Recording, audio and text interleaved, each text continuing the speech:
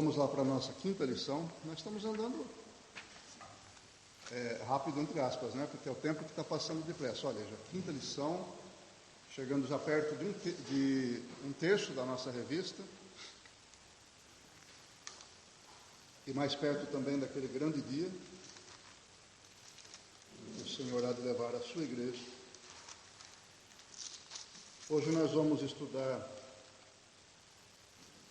a lição 5, carnalidade, imaturidade e divisões. Para ser mais adequado ao que o comentarista desenvolve, poderíamos dizer que carnalidade e imaturidade causam divisões. A lição está baseada em 1 aos Coríntios, capítulo 3, todo.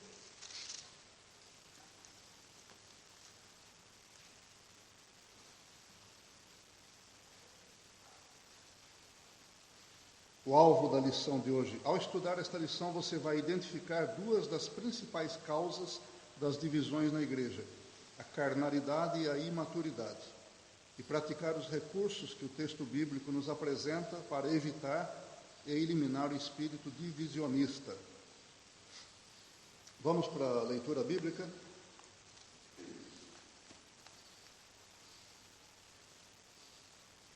Irmãos, não vos pude falar como a pessoas espirituais, mas como a pessoas carnais, como a crianças em Cristo. O que vos dei para beber foi leite, e não alimento sólido, pois não podíeis recebê-lo, nem mesmo agora podeis, porque ainda sois carnais.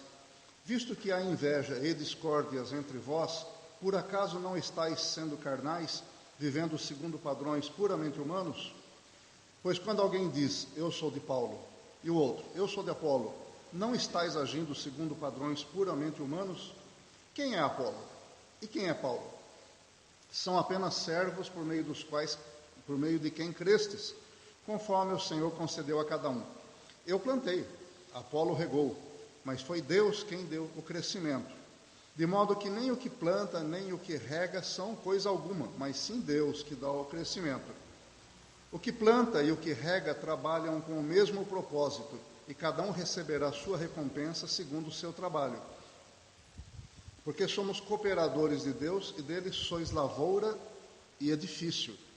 Segundo a graça de Deus que me foi dada, lancei o alicerce como sábio construtor, e outro constrói sobre ele, mas cada um veja como constrói, porque ninguém pode lançar outro alicerce, além do que já está posto, o qual é Jesus Cristo. E se o que alguém constrói sobre esse alicerce é ouro, prata, pedra preciosa, madeira, feno ou palha, a obra de cada um se manifestará, pois aquele dia a demonstrará, porque será revelada pelo fogo, e o fogo testará a obra de cada um. Se a obra que alguém construiu permanecer, este receberá recompensa.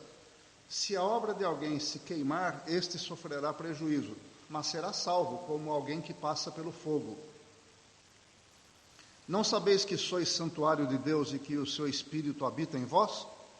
Se alguém destruir o santuário de Deus, este o destruirá, pois o santuário de Deus, que sois vós, é sagrado. Ninguém se engane, se alguém dentre vós se considera sábio nesta era, torne-se absurdo para vir a ser sábio. Porque a sabedoria deste mundo é um absurdo diante de Deus, pois está escrito, ele apanha os sábios na sua própria astúcia. E ainda, o Senhor conhece os pensamentos dos sábios, que são fúteis. Portanto, ninguém se gloria nos homens, porque todas as coisas são vossas, seja Paulo, seja Apolo, seja Cefas, seja o mundo, quer a vida, quer a morte, quer as coisas presentes, quer as futuras, todas as coisas são vossas, e vós sois de Cristo, e Cristo de Deus. Amém. No capítulo 1 da carta aos Coríntios, nós estudamos Paulo atacando o problema da divisão da igreja. Já no capítulo 2, estudamos que Paulo informa que a verdadeira sabedoria não divide a igreja. Foi na semana passada que estudamos. E hoje, Paulo vai dizer quais são as causas dessa divisão em Corinto e como isso pode ser suprimido. Vamos para a introdução da nossa lição, da nossa revista.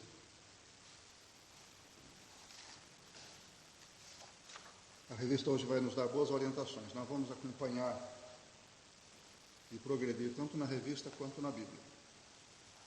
Como os crentes de Corinto, constantemente nos achamos em luta contra dois inimigos, o mundanismo e a carnalidade. O primeiro é exterior, o mundanismo. O segundo, a carnalidade, é interior. Os coríntios raramente os venciam, frequentemente sucumbiam a ambos. Em consequência, cometiam sérios pecados, um após o outro. Quase toda a primeira epístola visa identificá-los e corrigi-los. Está falando aqui dos erros, dos pecados. O pecado das divisões na igreja coríntia foi acompanhado de outros pecados, pois estão sempre interrelacionados. Não existe pecado isolado. Um leva a outro, e o segundo reforça o primeiro. Cada pecado é uma combinação de pecados. A primeira epístola aos Coríntios confirma essa realidade e nos exorta a cortar o mal pela raiz. Bem, vamos seguindo os capítulos da lição. O primeiro diz a manifestação da carnalidade, o segundo, Deus julga os obreiros, e o terceiro, como eliminar as divisões. Falta a revista aí para alguém acompanhar?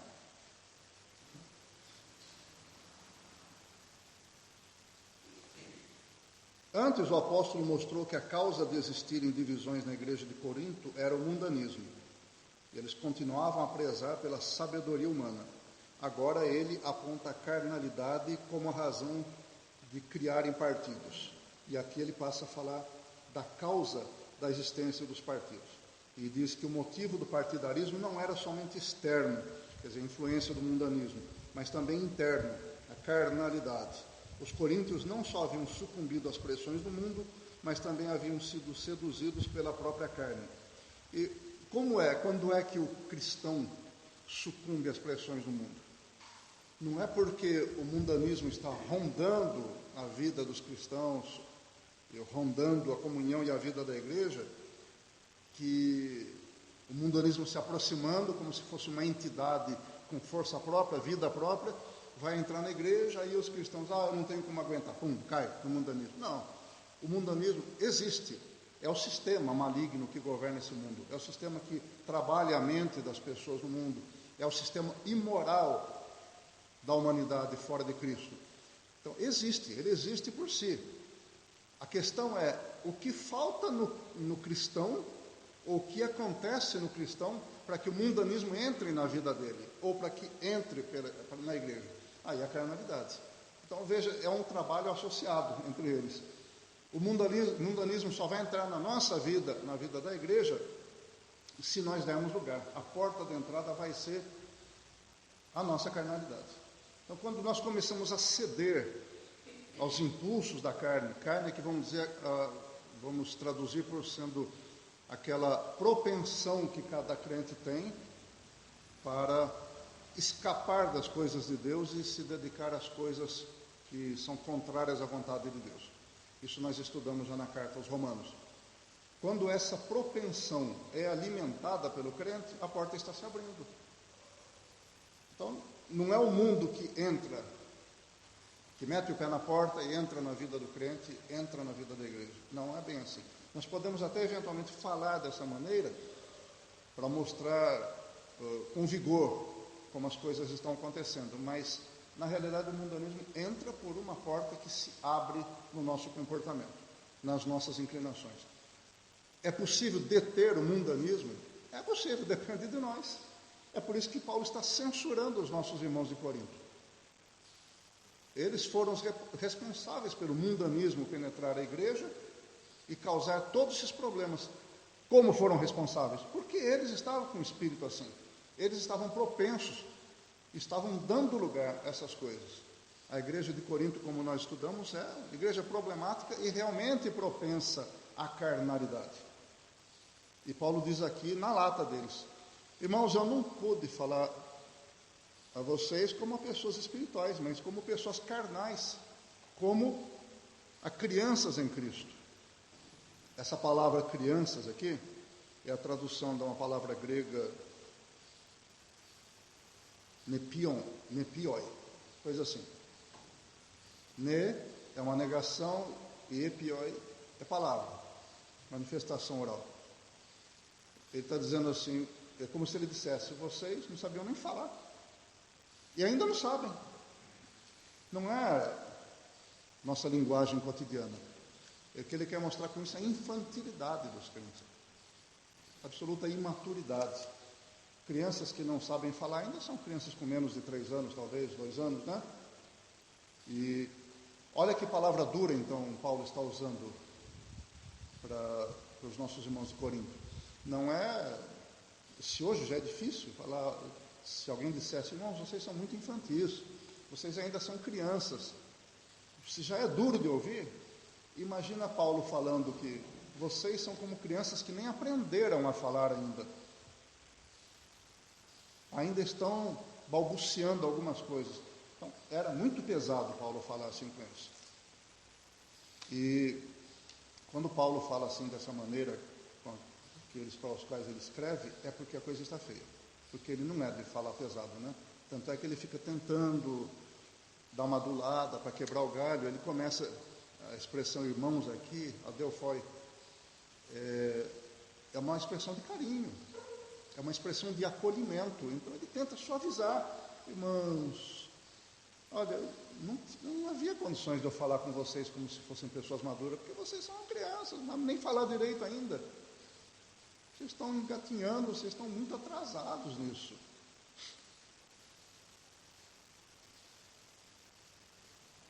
Um comentarista diz que é desanimador quando o ensinador da igreja, o doutrinador da igreja, aquele que fundou a igreja, ou o pastor, tem o que dizer, tem o que falar para a igreja, tem substância, ele tem muita coisa importante, muita coisa doutrinária, espiritual para comunicar, mas a igreja não tem condições de receber, porque a igreja é infantil. E isso acontece, né? Hoje em dia, talvez não dê para a gente dizer que a igreja sim, mas alguns membros da igreja, ou dependendo da congregação, muitos membros da igreja, são infantis. O pastor da igreja fez seminário, passou anos estudando, estuda ainda, e talvez ele tenha coisas profundas para dizer. Não estou falando especificamente da nossa congregação, estou falando da igreja em geral. Um elemento como Paulo, por exemplo, imagina, né, pelo que nós estudamos até agora de Romanos, o nível, a profundidade espiritual desse homem é coisa impressionante. Imagina quanta coisa ele tinha para dizer para o povo. Ele escreveu aquela carta tremenda para os romanos e disse que, olha, eu desejo muito ter convosco para comunicar algum dom espiritual. Quer dizer, ele tinha mais coisa para dizer. Ele tinha coisas impressionantes ainda para comunicar ao povo. Mas não é desanimador quando um pastor, um apóstolo, um evangelista, um missionário, professor tem algo para dizer assim, de substância para a igreja, dizendo, puxa, eu gostaria tanto que a minha igreja aprendesse isso. Mas não dá, não tem nível, eles não conseguem. Eles ainda não aprenderam o suficiente do básico, do leite racional, para eu poder dar coisas mais fortes. E olha que Paulo passou 1 ano e meio doutrinando aquela igreja, e essa carta foi escrita talvez uns 2 anos depois ainda. Então era uma igreja que tinha uns 3 anos e meio, 4, 5 anos, sei lá, por aí, né? Então, vamos dizer, de 3 a 5 anos de idade. E a gente pensa hoje, não, mas é uma igreja muito nova, Paulo está querendo até demais, está exigindo. Se Paulo, com a experiência que tinha, com o conhecimento que ele tinha, com as revelações de Deus para a sua vida, o nível de profundidade dele na palavra de Deus, acha que a igreja de Corinto, com 3 a 5 anos de idade, era muito infantil, e nós? E nós? Eu com 31 anos de crente, se Paulo falasse, conversasse comigo, ia dizer, irmão, gente, você não tem mais jeito não. Se com 31 anos de crente, você está nesse nível? Eu critiquei a igreja de Corinto, que tinha 3 a 5 anos de conversão, porque era muito infantil. Você tem 31 anos, está nesse nível ainda. Não tem mais jeito, não serve para mais nada. Então, vocês estão vendo, irmãos, a nossa responsabilidade. A palavra de Deus tem muitas coisas escritas nas entrelinhas. Muitas coisas para o nosso gozo, para uma alegria maravilhosa, contagiosa, mas tem muitas coisas também para puxar nossas orelhas. Em que nível nós estamos? Será que o apóstolo Paulo pregando para nós, ou escrevendo para nós hoje, diria que nós estamos bem desenvolvidos na fé, diria que nós temos já uma reputação elevada de conhecimento bíblico, que o mundo diz, nossa, como aqueles irmãos são sábios na palavra, na compreensão, posso falar coisas profundas para ele. Será que ele diria isso para nós hoje, irmãos? Nós temos que, como criancinha recém-nascida, nós temos que desejar nos amamentar mais ainda. Mas chega um ponto ali por volta dos seus 3 meses, eu acho, né? Eu nunca fui mãe, né?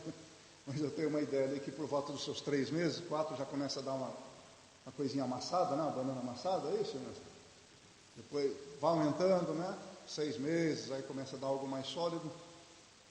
E se voltar a ficar só no leitinho, a criança não desenvolve, né? Você olha aquela criança mirradinha, chorando, e a mãe só querendo dar leite, o que as mães mais experientes vão dizer? Essa criança precisa comer, mulher.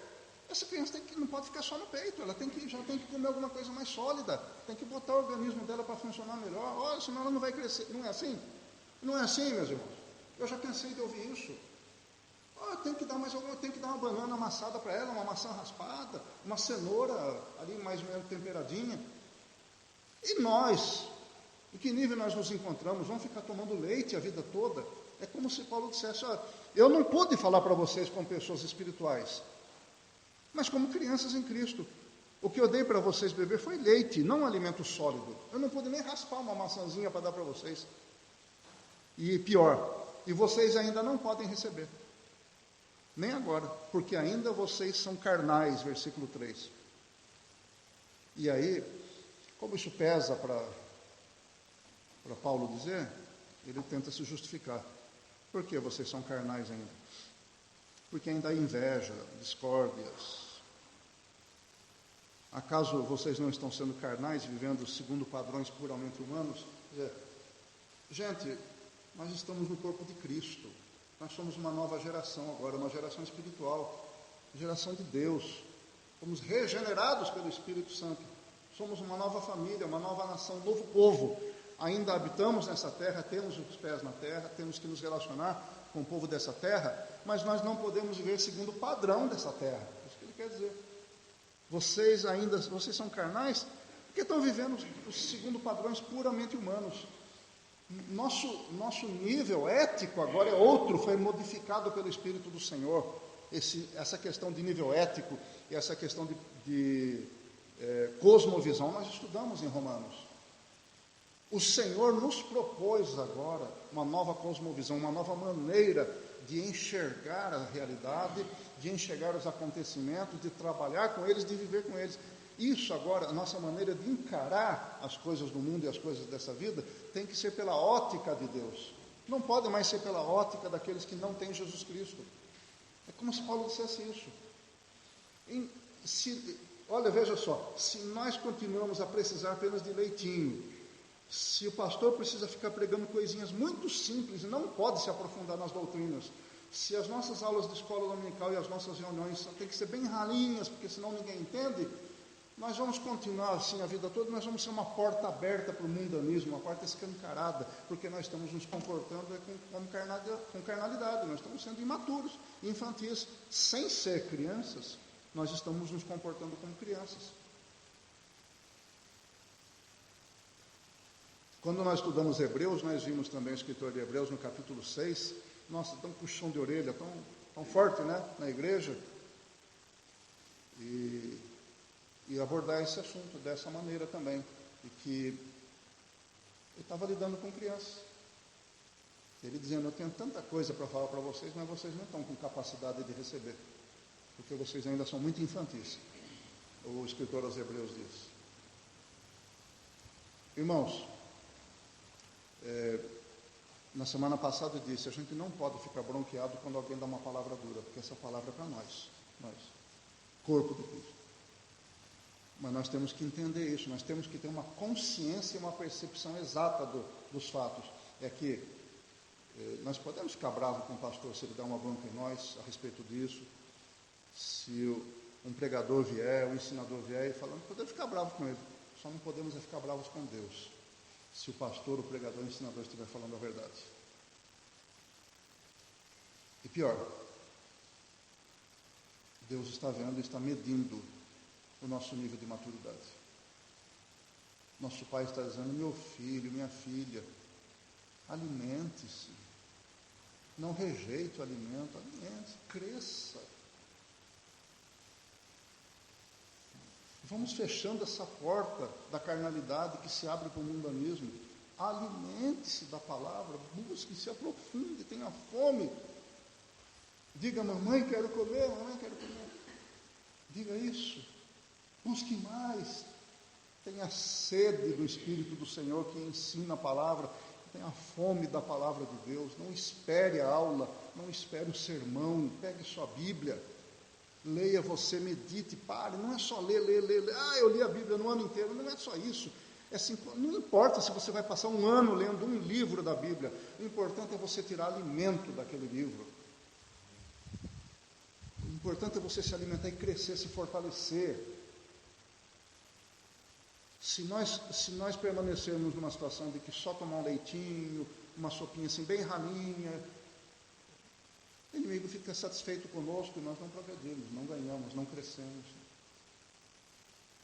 Quer ver a glória de Deus? Você quer ver a glória de Deus? Quer sentir, não é? Sentir no pelo, arrepiar. Quer sentir no seu espírito a presença de Deus trabalhando, confirmando você? Quer perceber que Deus está usando você? Interesse-se por Ele. Não é uma via de mão única. Eu fico esperando e Deus derrama do seu espírito, Deus me usa, Deus me enche, Deus me dá. Não é assim. Não é desse jeito. Nós temos que ter um relacionamento aberto, permanente, decidido com Deus, todos os dias, em todo o tempo. É decidir: eu quero mais de Ti, Senhor. Não é só cantar isso, é praticar. Eu quero mais de Ti, Senhor. Aliás, eu quero até lembrar uma coisa que eu já disse aqui. Tome cuidado com o que você canta, porque é como se você estivesse orando em forma de música. Não diga para Deus uma coisa através da música que na prosa você não consegue fazer, não quer fazer. Senhor, eu quero mais de Ti, eu quero Te adorar o tempo todo. Senhor, eu quero me encher de Ti na música, mas não na vida cotidiana. Deus não se agrada disso. Lembra-se do livro de Eclesiastes, né? Guarda teu pé quando entrares na casa do Senhor teu Deus. Sejam poucas tuas palavras, porque Deus não se agrada de sacrifício de tolos. Isto é, você se comprometer com Deus com sua boca, dentro da casa do Senhor, e não cumprir no cotidiano. Irmãos, por favor, vou falar como Paulo agora fala, eu rogo, irmãos, e eu quero que isso seja reflexivo, serve para mim também. Vamos amadurecer, meus irmãos. Por favor, irmãos. Não é só a Segunda Igreja Batista que depende disso. É você, a sua família, é a sua congregação e a sociedade. Se nós não amadurecermos, podemos até ganhar pessoas para Jesus Cristo, mas eles vão ser, no máximo, como nós somos. Imaturos, precisando de leitinho o tempo todo. Vamos amadurecer, irmãos, por favor. Vamos amadurecer juntos. Vamos buscar mais na palavra do Senhor, buscar mais a face do Senhor. A Bíblia está permeada dessas exortações. Buscai o Senhor enquanto se pode achar. Já deu para perceber, né? A aula quase podia se resumir nisso, né? É imaturidade a causa de problemas da igreja. Começa aí, a imaturidade não desponta a carnalidade que já está em nós, né? Essa carne está viva, não morreu. Ela tem que ser crucificada todos os dias. Não foi o que Jesus falou? Quem quiser vir após mim, negue-se a si mesmo. Quer dizer, pegue a sua carne e diga, fique quieta. Tome a cada dia a sua cruz e siga-me. Você tem que crucificar, eu também.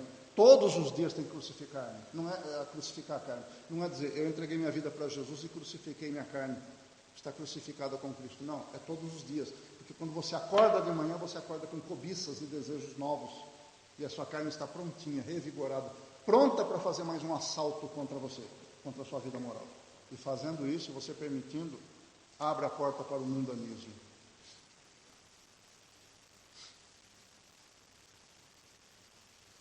O interessante é que quando Paulo diz isso, olha, volte para o versículo 1. Irmãos, não vos pude falar como a pessoas espirituais, mas como a pessoas carnais, como a crianças, que mais? Em Cristo. Ele não está dizendo, irmãos, vocês já estão na porta do inferno, vocês já estão indo para a condenação. Ele não falou isso. Paulo deixou uma ressalva aqui que é fundamental para nós. Ele não está dizendo que isso tirou a nossa salvação. Ele está dizendo, vocês são crianças em Cristo. É feio isso, ser crianças espirituais depois de tanto tempo de crente nos braços de Cristo? É feio, é desagradável, mas nós estamos em Cristo. Agora, ele vai, mais adiante, ele vai desenvolver essa ideia. Nós estamos em Cristo, mas vai ficar tudo bem só porque nós estamos em Cristo, mesmo nós sendo infantis? Não. Outra coisa precisa ser dita. Estamos em Cristo, certo? Graças a Deus. Somos imaturos, somos infantis ainda, mas nós estamos em Cristo. Tudo bem. Mas até quando? Jesus disse, aquele que vem a mim, de maneira nenhuma lançarei fora. Jesus nos guarda. Nos guarda de quê? De tudo. Jesus nos guarda de tudo, tudo. Menos do que? Das nossas próprias decisões. Porque se Jesus nos guardasse das nossas próprias decisões, ninguém precisaria dizer que nós somos carnais e infantis. Isso não é culpa de Jesus, é culpa nossa. Aí você vai dizer, mas Jesus, o Senhor não está me guardando de ser infantil? O Senhor não está me protegendo de ser carnal? O Senhor não está me livrando de abrir as portas da minha vida para o mundanismo? Ele vai dizer que sim e que não. Como ele está protegendo? Insistindo com a palavra, trabalhando no seu coração para você buscar se amadurecer. E não por quê? Porque isso depende de você. Como nós dissemos em algumas aulas, a santificação é um trabalho entre o Espírito Santo e o cristão. Não é um trabalho só do Espírito Santo. Portanto, nós estamos em Cristo e estamos bem, com certeza. Mesmo que nós sejamos meio mundanos, carnais, estamos em Cristo. Mas volto a fazer a pergunta, até quando? Porque ninguém pode permanecer brincando com o Senhor. Como diz a Bíblia, né? Carta aos Gálatas, se não me engano. Não vos enganeis, Deus não se deixa zombar. Aquilo que o homem semear, também ceifará. Então as nossas práticas vão dar frutos. O pastor já falou 500 vezes aqui, 500 vezes, que Deus é tão bom que Ele permite você semear aquilo que quiser. Mas Ele é tão justo que Ele vai fazer você colher aquilo que você semear. Isso é uma verdade espiritual e a verdade eterna. Portanto, nós estamos em Cristo? Estamos. Não podemos brincar com essa situação.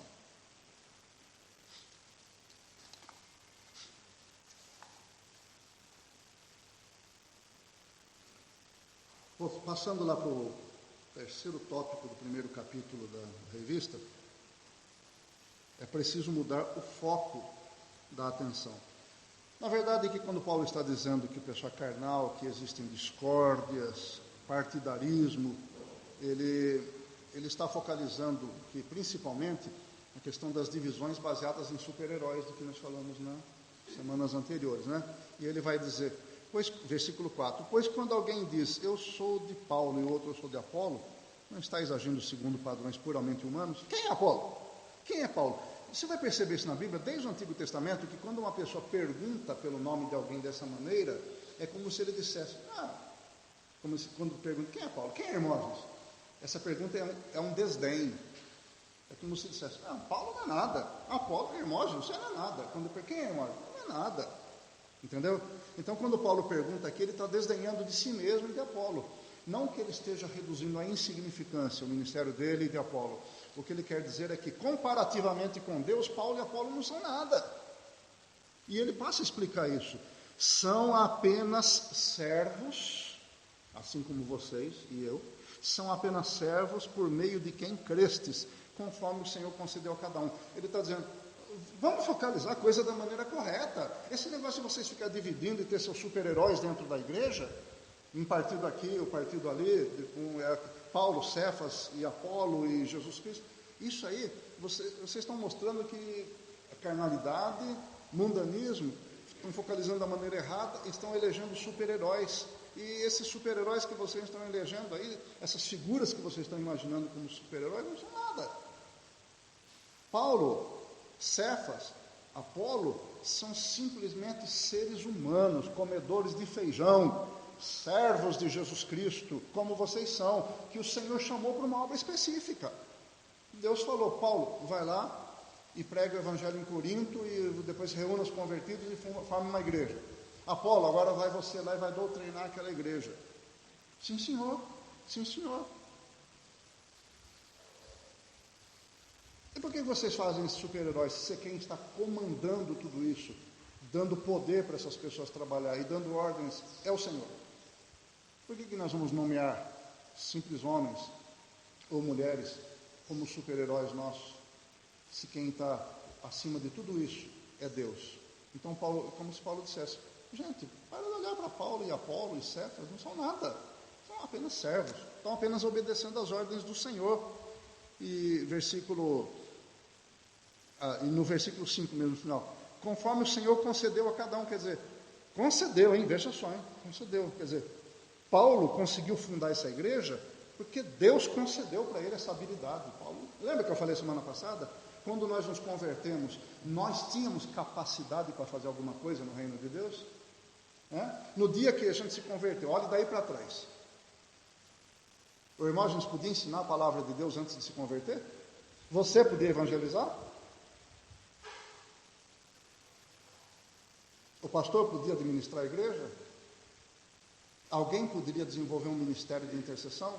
Não podia. Isso quer dizer que nós não tínhamos essa capacidade.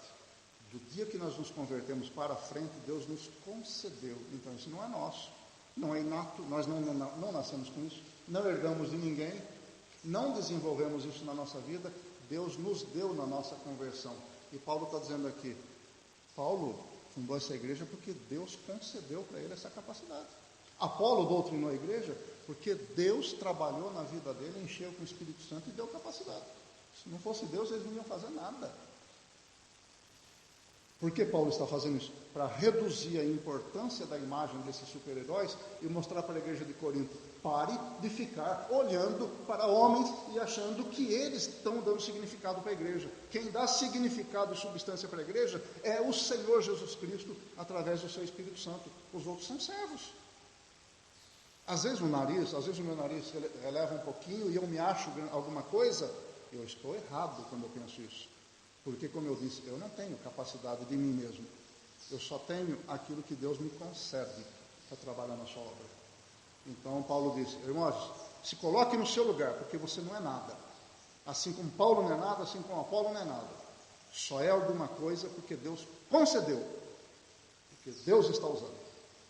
Entendeu como é um erro a gente eleger super-heróis?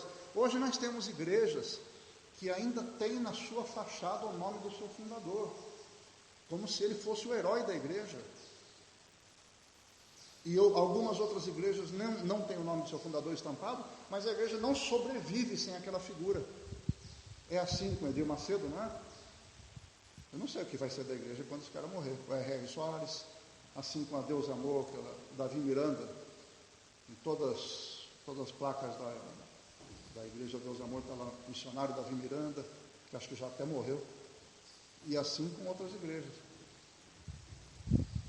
Na Assembleia de Deus, o pastor José Wellington Bezerra da Costa, que está passando o bastão para o filho dele, Papá Júnior. A igreja elege seus heróis, e eu já vi isso acontecer. O que a pessoa faz é o correto. Mesmo que eu fique meio confuso, parece que não está de acordo com a Bíblia, mas aquele super-herói fez está correto. Isso é Corinto se reproduzindo nos nossos dias. Um desses donos dessa igreja prega no púlpito que a partir de agora é assim, a igreja amém, glória a Deus. Eu vi isso acontecer em Fortaleza, uma igreja que ficava uns 300 metros da minha, é o chamado Templo dos Príncipes, a igreja. Nós trabalhávamos juntos, evangelizávamos juntos, cantávamos juntos, até um dia que o pastor daquela igreja foi para a Colômbia e voltou com a ideia do G12. O que ele fez? Ele mandou colocar um caixão de defunto na igreja como se tivesse um velório ali, e disse: a velha igreja está aqui dentro, está sendo enterrada, agora está nascendo uma nova igreja. E a igreja aceitou. Uma meia dúzia não aceitou e saiu, alguns até foram para a minha igreja. Mas a igreja engoliu isso. Meu Deus, que heresia essa! Por quê? Porque as pessoas estão focadas em seres humanos, em heróis, e não estão focados na palavra de Deus. Não permita isso na sua vida. Você sabe que o inimigo está procurando um jeito de fazer isso acontecer aqui na Segunda Igreja Batista? Com certeza ele está trabalhando, porque ele quer destruir essa igreja. Será que ele vai começar esse trabalho por você, por mim? Não. Que Deus nos livre disso. Qual é o caminho para nós nos livrarmos disso? Amadurecermos na palavra de Deus, irmãos. Estudarmos a palavra, ir para a cama pensando nela. De manhã pedir misericórdia, direção do Senhor, meditar na palavra. Bem-aventurado o varão que medita na lei do Senhor de dia e de noite, Salmo 1 diz. Bem-aventurado, é um ser feliz, é bem-aventurado, é bem-sucedido, porque ele tem a palavra de Deus na sua mente e no seu coração o dia inteiro. Então Paulo diz, vamos mudar o foco. Interessante que eu acho que os líderes, aqueles que conseguiam formar divisões na igreja de Corinto, tudo indica que eles pensavam que esses supostos super-heróis competiam entre si. Bom, pela maneira como Paulo fala, dá a impressão de que ele acreditava isso, que aquelas pessoas achavam que Paulo, Pedro, Apolo e outros estavam disputando a primazia da igreja. Como se Paulo dissesse para Pedro, eu sou mais importante que você. E Pedro fala, negativo, nem esse Apolo não é nada. Apolo, o quê? Peraí. Eu falo com eloquência, eles gostam de ouvir. Então acho que os crentes de Corinto pensavam isso. Principalmente os líderes desses grupos divisionários. E Paulo passa a dizer, vocês estão muito enganados. Nós não somos nada, assim como vocês. Nós não somos nada porque apenas somos usados por Deus. E vocês não são nada porque não amadureceram ainda, não conseguem, nem isso vocês conseguem ver. E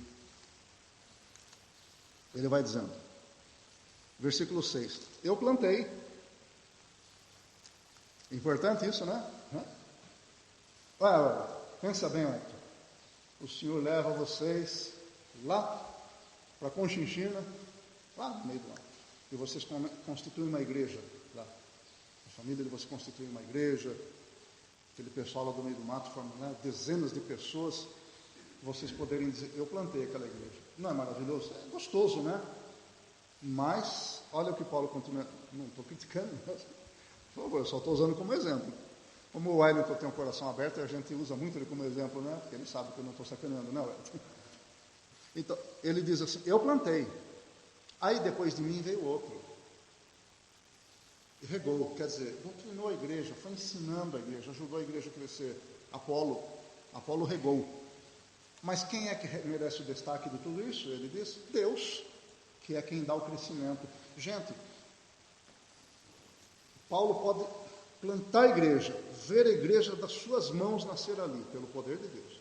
Vir Apolo e doutrinar a igreja, ser eloquente e ver a igreja crescendo. Mas quem é que dá esse crescimento? Ninguém consegue fazer. Alguém consegue fazer uma planta crescer? A gente pode ter todo o cuidado com ela.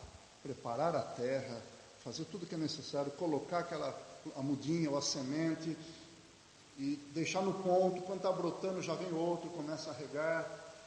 Outro protege do sol, outro tira as ervas daninhas. Mas quem é que consegue fazer a planta crescer? Não existe um ser humano que consiga fazer isso. É o poder de Deus. Nada que tem vida desponta por si mesmo se não for pela mão de Deus. Deus é a fonte da vida. É isso que Paulo está dizendo. Quem dá o crescimento é Deus. Eu posso ter colocado a semente na terra e o outro colocado água em cima, mas o responsável pelo crescimento é Deus. Se vocês têm que elogiar alguém, se vocês têm que se fixar em alguém, se a atenção de vocês tem que ser canalizada para alguém, que seja para Deus e não para nenhum ser humano. Do modo que, versículo 7, que nem o que planta, nem o que rega são coisa alguma, quer dizer, não são nada, mas sim Deus que dá o crescimento. O que planta e o que rega trabalham com o mesmo propósito, e cada um receberá a sua recompensa segundo o seu trabalho. Isso aí é uma esperança e é uma advertência, que cada um vai receber a recompensa do trabalho que fez. E daqui a pouco nós vamos ver que vai haver julgamento desse trabalho. Porque somos cooperadores de Deus, e dele sois lavoura e edifício. Aí Paulo muda de figura numa frase, né? Numa canetada ele muda de figura. Ele está falando até agora da lavoura, do crescimento da plantinha. Ele fala, vós sois dele, lavoura e edifício. Aí ele muda a figura para uma construção. E ele passa a dizer, segundo a graça de Deus que me foi dada, lancei o alicerce como sábio construtor. Isto é, qual foi o alicerce que Paulo lançou? Ele lançou a pedra fundamental, que é Cristo. O alicerce da igreja é Cristo. Então ele está dizendo, eu fui um sábio construtor, porque o alicerce que eu coloquei foi Cristo. Eu não venho com filosofias dos gregos, eu não venho com retórica, eu coloquei o alicerce perfeito, e nisso eu fui sábio, porque eu escolhi o alicerce. Depende de nós, gente, depende de nós. Paulo quer dizer com isso que ele podia ter fundado a igreja sobre outra imagem, sobre outro pressuposto. Eu podia ter fundado essa igreja com base em mim mesmo, dizendo, eu sou aquele que pode ajudar vocês, mas eu sou sábio, eu lancei o fundamento da igreja como sendo Jesus Cristo. É possível lançar outros fundamentos? Se é o que mais está se vendo hoje no mercado evangélico. Existem igrejas que têm estampado na parede, Jesus Cristo é o Senhor, mas lá dentro quem impera é Mamon, o Deus das riquezas. Lá dentro você tem que correr atrás de apartamento novo, de emprego com 10 salários mínimos, com carro novo. Não existe pregação para transformação de vida. Não existe um apóstolo Paulo dando tapa na cara da igreja de Corinto, dizendo, vocês são carnais, vamos amadurecer. Não existe. Só existe bronca dizendo, enfia a mão no bolso, dê a sua oferta que Deus vai dar 100 vezes tanto. Isso não é a igreja de Jesus Cristo. Só está o nome de Jesus lá, mas é a igreja de outro Deus, chamado Mamon, o Deus das riquezas. Então, é possível lançar outro fundamento? É, e está sendo lançado.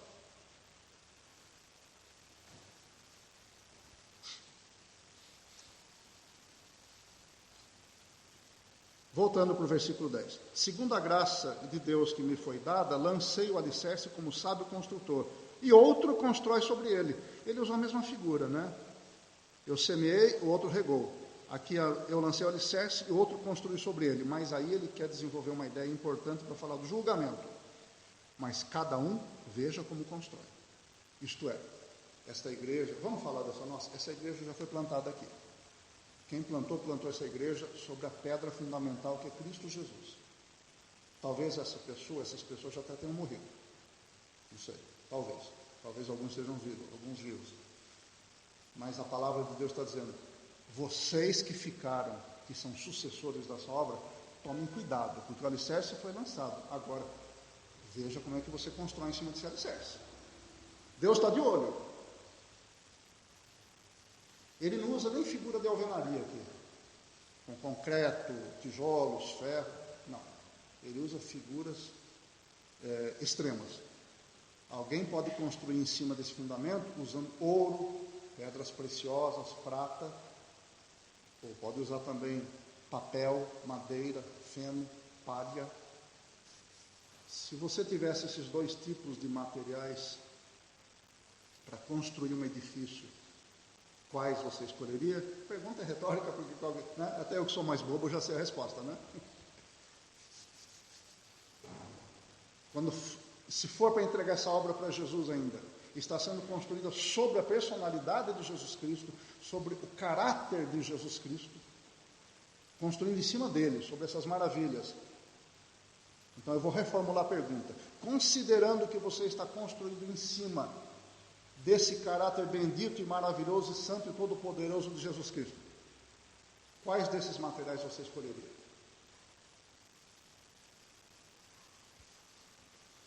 Vocês estão vendo como é sério o negócio? Trabalho na obra. Vocês estão vendo que não é brincadeira? Quantas vezes nós já lemos isso e passamos reto? Não, eu nunca vou escolher madeira, feno, palha, papelão, nunca vou escolher. Mas vocês estão vendo as implicações disso? Eu não estou simplesmente edificando, construindo um templo religioso ou simplesmente fazendo um ajuntamento de pessoas. Estou construindo sobre a personalidade do Deus Filho. Estou colocando materiais para desenvolver e fazer um edifício que é a igreja do Senhor, em cima do Senhor Jesus, que é o Deus Filho. Eu não posso usar porcaria, gente. É isso que Paulo está dizendo. Não use bagulhos para construir, não use porcaria. Então é uma advertência para quem trabalha na obra do Senhor. Use as coisas corretas. Por quê? Porque você vai morrer, você vai para o céu e o fogo vai passar. O fogo vai passar. E dependendo do material que você usou para edificar a obra do Senhor, vai ser queimado pelo fogo e não vai sobrar nada. Isso é muito vergonhoso. É por isso eu volto a dizer, vamos amadurecer, pelo amor de Deus, vamos amadurecer. Porque quem não amadurece, é como se Paulo estivesse dizendo, ele está dando uma indireta, quem não amadurece na obra do Senhor, acaba construindo com papelão, com madeira, com feno, com palha, com capim. Porque não é possível uma pessoa que não consegue acessar ouro, pedras preciosas, prata, que não conhece isso, não dá valor, não é possível uma pessoa usar esses materiais. Ele quer dizer com isso que crente carnal, crente mundano, crente infantil, só consegue construir com porcarias. É isso que ele quer dizer. Todo esforço do crente carnal resulta em construir uma coisa que não vai parar em pé quando o fogo passar. O fogo do julgamento de Deus. Vocês estão vendo a necessidade de nós amadurecermos? Deus vai julgar a nossa obra, meus irmãos.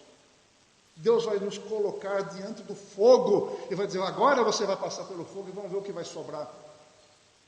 O que nós teremos usado nesse dia? Será ouro, prata, pedras preciosas ou será material perecível?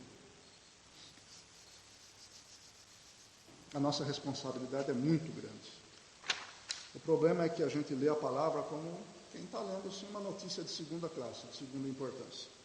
Nós estamos procurando a notícia do nosso time de futebol, e aí a gente fica lendo dos outros times e a gente só passa assim. Né? Não é assim que a gente lê notícia que não interessa para nós? A palavra de Deus não pode ser considerada assim. Tem que meditar nela dia e de noite e tem que ver nas entrelinhas, tem que saber o que o Espírito Santo quis dizer para você. Senhor, o que o Senhor está querendo me ensinar aqui? Eu não posso passar aqui como se fosse uma notícia de um timinho de terceira divisão. Não posso.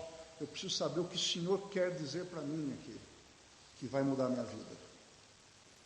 Temos que encarar a palavra, isso é maturidade. Algumas pessoas daqui devem estar fazendo, ou ter feito curso superior, ou tem certas exigências no curso técnico, no curso médio, que sabem que os professores passam uma matéria para estudar e falam, se vire. É assim não? Eu acho que até alguns poucos anos atrás eu tinha uma mentalidade de colegial, sabe?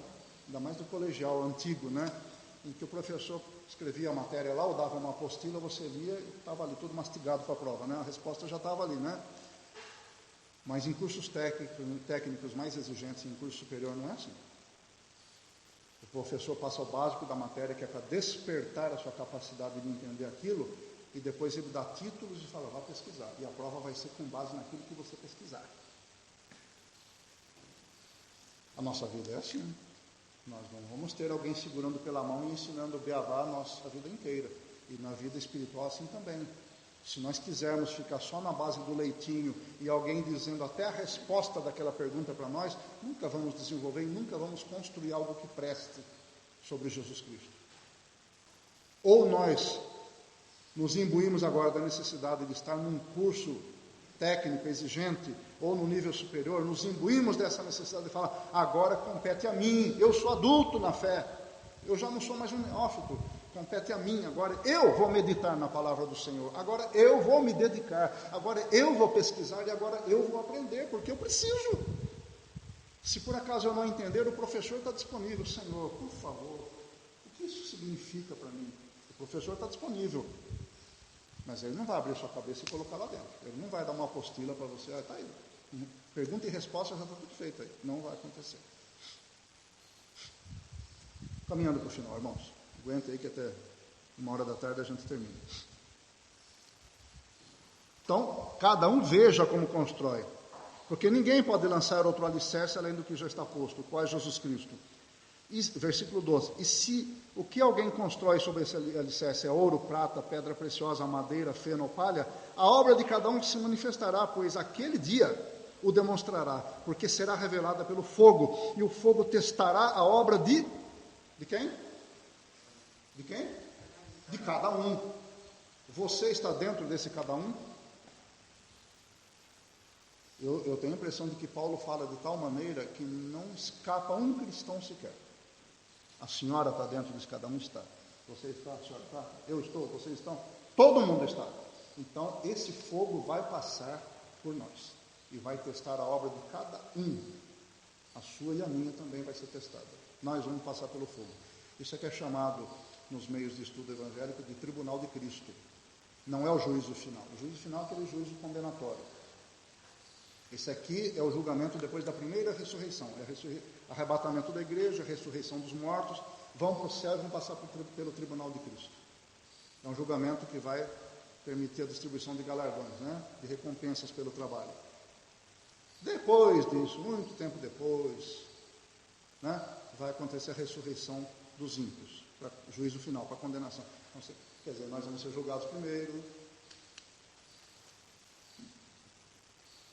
nós vamos passar antes de Satanás ser preso, antes dos demônios serem presos, nós vamos passar pelo julgamento, possivelmente eles vão assistir. É possível que não vão estar na Assembleia dos Santos no céu, mas são seres espirituais. Lembra de Satanás ter ido na presença do Senhor para acusar Jó? Ele tem acesso. É possível que Satanás esteja assistindo o nosso julgamento no fogo. O que é que nós vamos passar? Será que ele vai estar rindo de nós? Aí, ó, construiu com porcaria, tá vendo? Vai para o céu, mas vai só você, não vai ter mais nada, não tem galardão.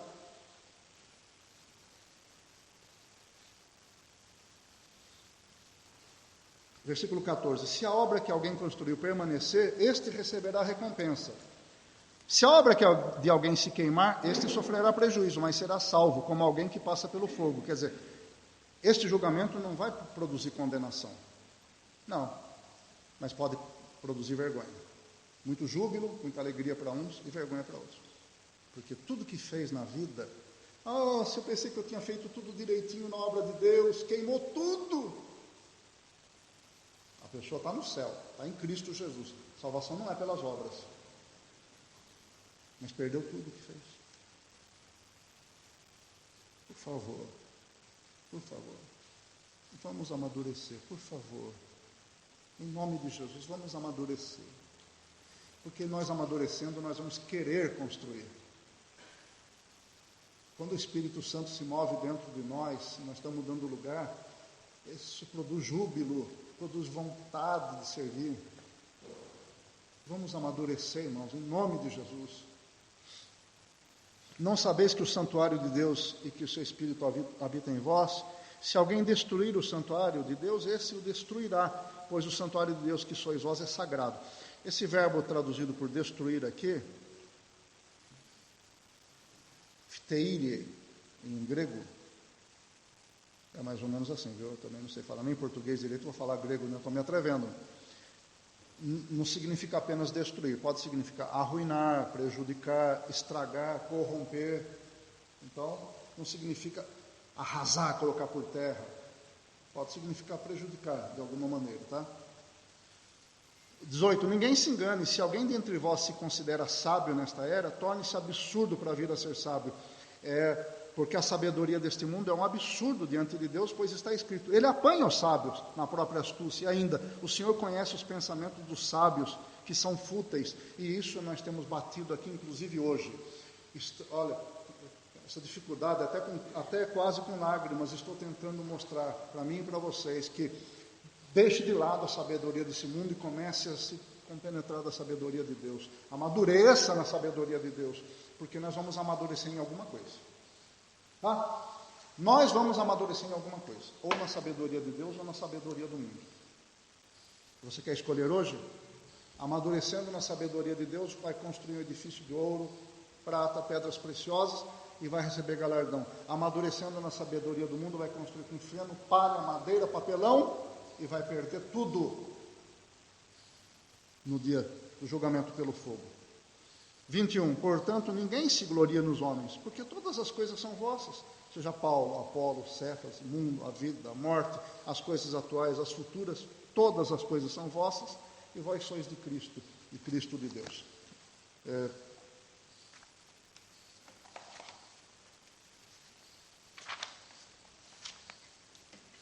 Bom, que tudo é nosso está escrito na Bíblia, nós somos herdeiros de tudo em Cristo. Então, tudo é nosso, tudo no universo Deus nos deu como herança. Vamos levar isso em consideração e trabalhar para desenvolver nosso patrimônio, tá bom? Porque tudo é nosso, vamos desenvolver o patrimônio da família, patrimônio espiritual, eterno. E nós somos de Cristo, nós pertencemos a Ele, porque toda essa herança é dele, nós a temos porque estamos em Cristo. E Paulo diz, e Cristo de Deus. Aí você vai falar, mas peraí, Cristo não é Deus? Como é que Cristo é de Deus? Lembra-se de que ele se despiu da sua divindade, Filipenses 2. Assumiu a forma de servo, humilhou-se a si mesmo, foi obediente até a morte e morte de cruz. E ele entregou tudo ao Pai. Isso é de uma maravilha teológica, é de uma profundidade, é tão maravilhoso isso que não pode ser esquecido. Por isso que eu estou até passando da hora um pouquinho, não me perdoe. É só um minuto para terminar. Isso é tão maravilhoso. O Senhor Jesus Cristo deixou a sua divindade e se submeteu ao Pai. E Ele se submete ao Pai até hoje, porque Ele quer arrebatar a sua igreja e entregar, Pai, está aqui, em obediência a Ti. Eu fiz tudo isso. Cristo suprimiu a sua própria divindade enquanto homem para demonstrar total obediência ao Pai e com isso nos ganhar para Deus. Por que é que nós vamos pensar diferente agora, se nós somos servos? Por isso Paulo diz aos Filipenses, tende em vós o mesmo sentimento que houve também em Cristo Jesus, que subsistindo em forma de Deus, não teve por usurpação ser igual a Deus, mas aniquilou-se a si mesmo, e assumiu a forma de servo, e achado na forma humana, foi obediente até a morte, e morte de cruz, pelo que Deus o exaltou soberanamente, e lhe deu um nome que é acima de todo nome, para que perante o nome de Jesus se dobre todos os joelhos, dos que estão no céu, na terra e debaixo da terra, e toda a língua confesse que Jesus Cristo é o Senhor, para a glória de Deus Pai. Jesus fez isso voluntariamente. Ele era o topo, a maior autoridade no universo. Ele deixou a posição de maior autoridade no universo por amor de nós, para demonstrar que a obediência a Deus é o caminho para o cristão, é o caminho para quem ama a Deus. Então eu faço um apelo hoje, vamos ser obedientes, tendo o mesmo exemplo de Jesus Cristo, porque se nós fizermos isso, e vamos estar unidos com o Espírito Santo, com o Senhor Jesus, e o Espírito Santo vai nos edificar, Ele vai nos usar, vai nos ensinar, e nós vamos produzir e vamos construir coisas maravilhosas, que quando forem passar pelo fogo, não vão cair e não vão se queimar, vão permanecer. Amém? Obrigado, irmãos. Deus abençoe.